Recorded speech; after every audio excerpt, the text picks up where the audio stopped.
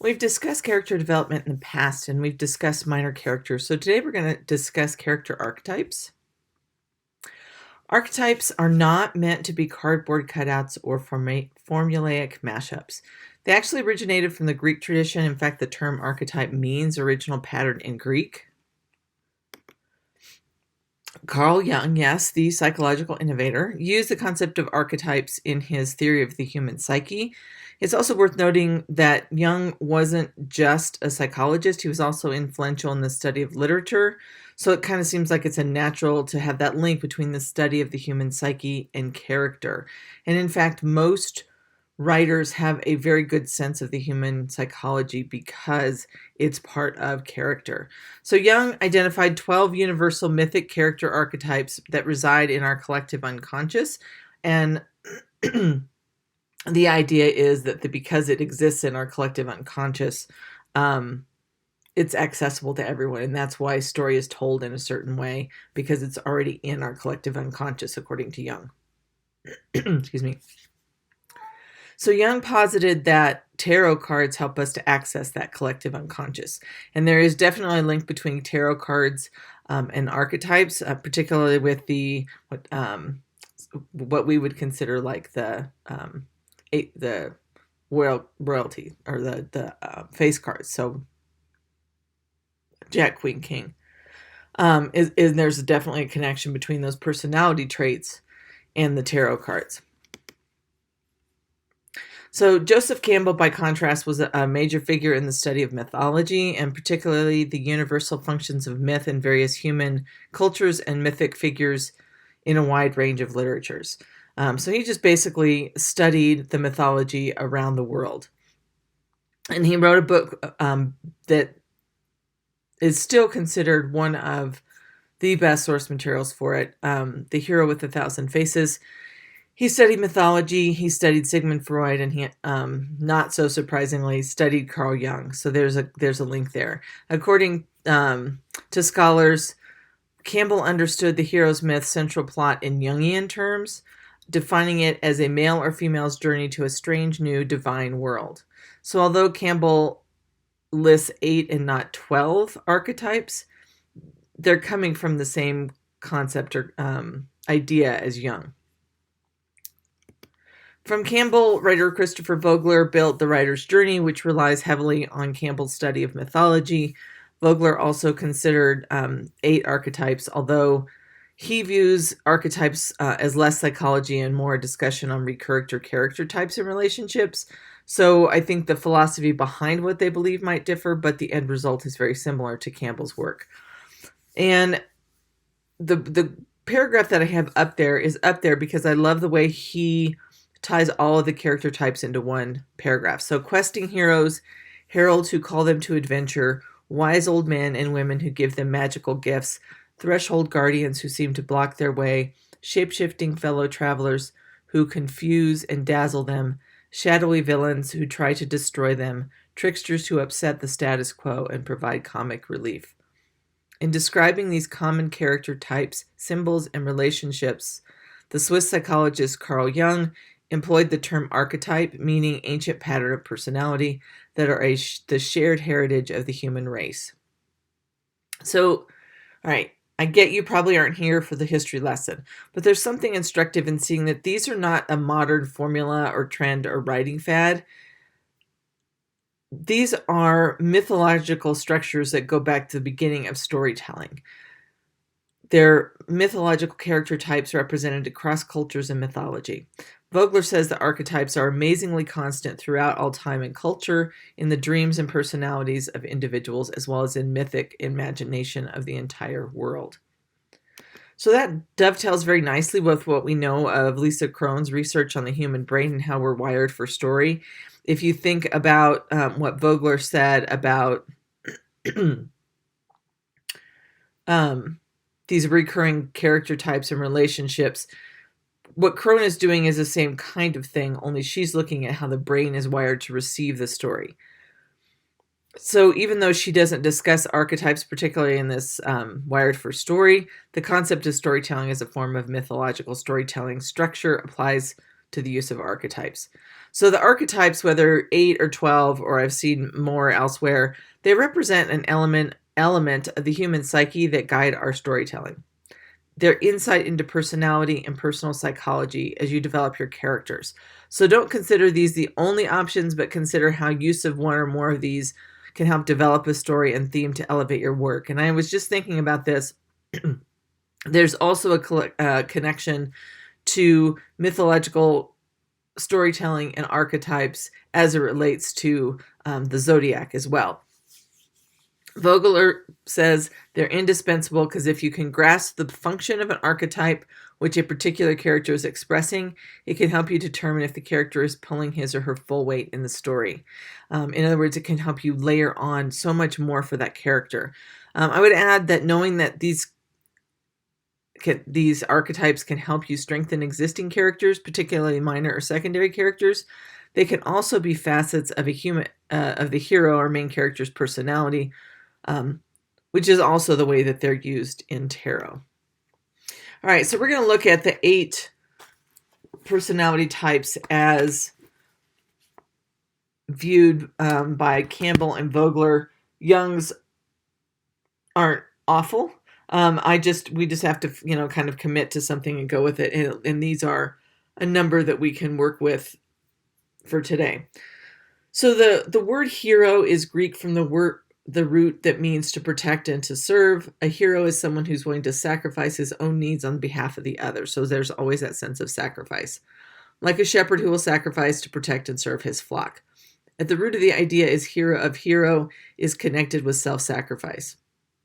And then throughout, hero is meant to be male or female as a type. And within the hero category, there are several archetypes that we see replay throughout time and throughout genres. Like we have the anti-hero, we have catalyst heroes. But at the base of it, it's the guy, the central figure, guy or gal. And everyone is the hero to their own myth.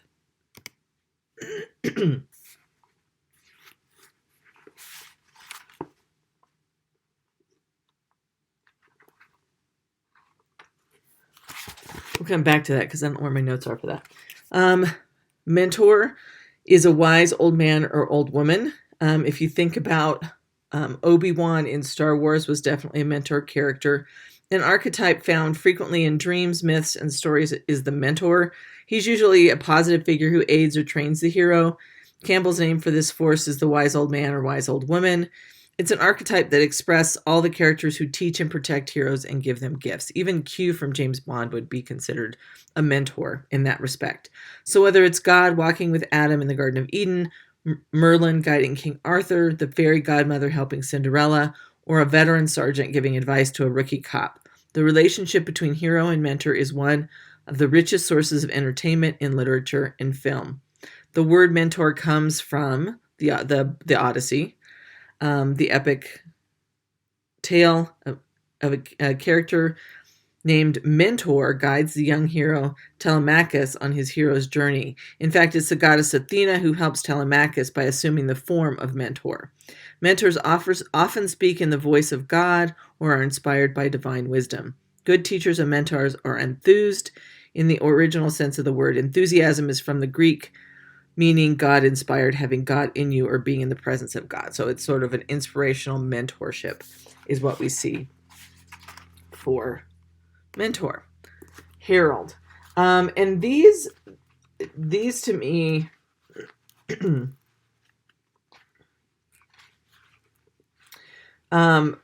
I see these in the tarot cards quite explicitly. But the herald is one who brings the call to action. So this is the person or the event that calls you to do something. And in tarot, it's almost phrased exactly like that. And I don't mention tarot because it's like an alternate religion or anything like that. It's just that it uses the same concepts as Jung, but in a different way. So as to reach that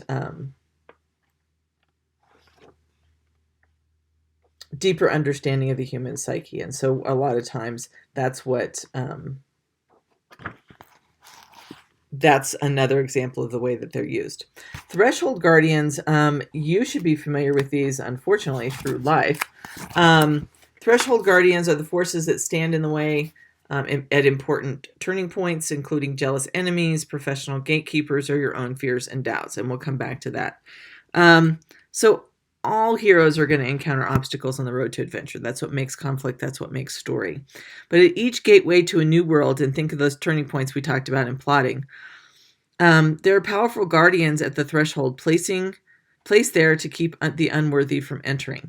So they present a menacing force to the hero, but if properly understood, they can be welcomed, bypassed, or even turned into allies. So many heroes encounter threshold guardians, and understand their nature can help determine how you handle them. So essentially, they're not the main villain or the antagonist in stories. Often they'll be lieutenants of the villain or lesser thugs or mercenaries hired to guard the chief's headquarters.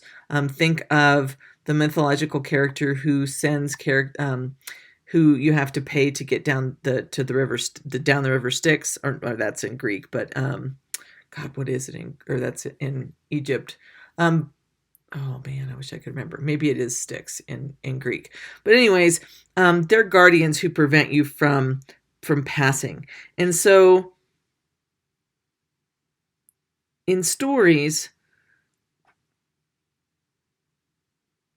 the villain's going to use their underling, such as doorkeepers, bouncers, bodyguards, sentries, gunslingers, mercenaries, demigods in the case of Greek, and warn them when a hero approaches the threshold of the villain's stronghold. And so they're designed to keep you out. And so when a character experiences a threshold guardian, essentially they have to prove, in Greek mythological way, they have to prove that they are worthy to get past, that they are deserving of getting past. And a lot of times you'll see that. Sorry, they had the wrong slide up. You'll see that lesser people will have failed, and there'll be evidence of that. If you think in the Indiana Jones movies where he's got those, he sees skeletons on his way into the cave, and he knows things are not going to go well. That's a threshold guardian.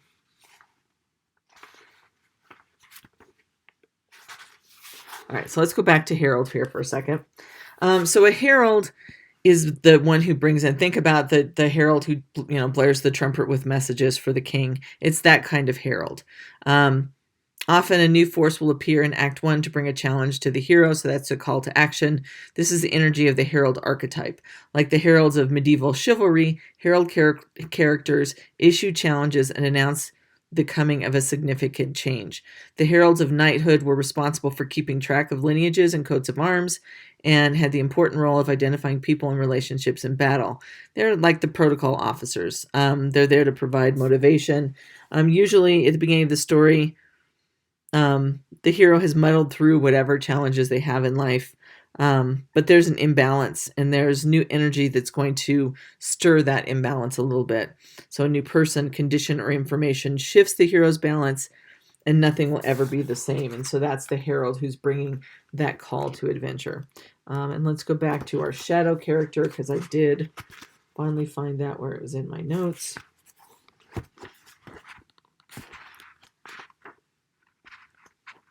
There we go. So a shadow can be villains and enemies, or it can be the enemy within. And you see both of them used that way. The archetype known as shadow represents the energy of the dark side, literally. So if you think about Star Wars, he obviously had studied Campbell and was representing it almost literally as the dark side, the unexpressed, unrealized, or rejected aspects of something. So often it's the home of the suppressed monsters of our inner world. Shadows can be all things we don't like about ourselves, all the dark secrets we can't admit, even to ourselves. The qualities we've renounced and tried to root out still lurk within, operating the shadow world of the unconscious. And so you see that in the Upside Down when you look at contemporary, I guess that's streaming. show. And then you see it in something like Star Wars, where it's this shadow world. The shadow can also shelter positive qualities that are hiding or that we have rejected for some reason. And so in Star Wars, when I think it's the middle one movie where he goes into the cave, he's essentially facing himself. And he's really facing Vader, the dark side of himself.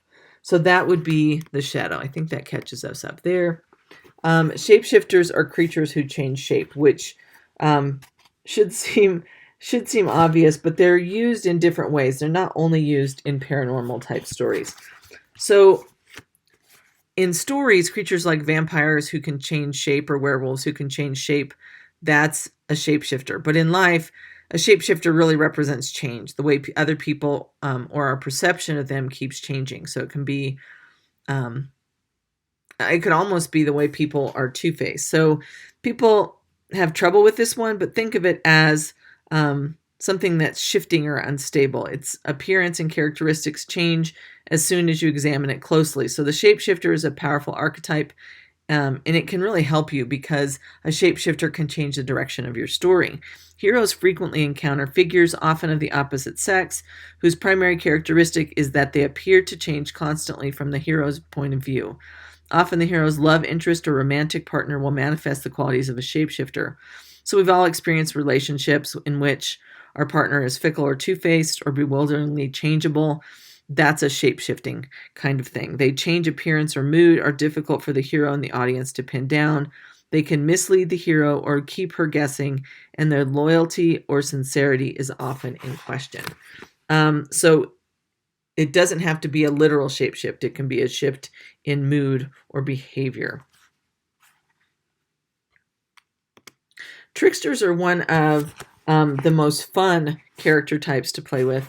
You see them a lot in Shakespeare for sure, but they appear in a lot of different types of literature. The trickster archetype embodies the energies of mischief and desire for change. All the characters in stories who are primarily clowns or comical sidekicks are of this archetype. The specialized form called the trickster hero is the leading hero in many myths, and it's popular in folklore. You see it in a lot of comedies. And so think Bugs Bunny, Daffy Duck, Eddie Murphy kind of plays a trickster. It's our own mischievous subconscious urging us to change.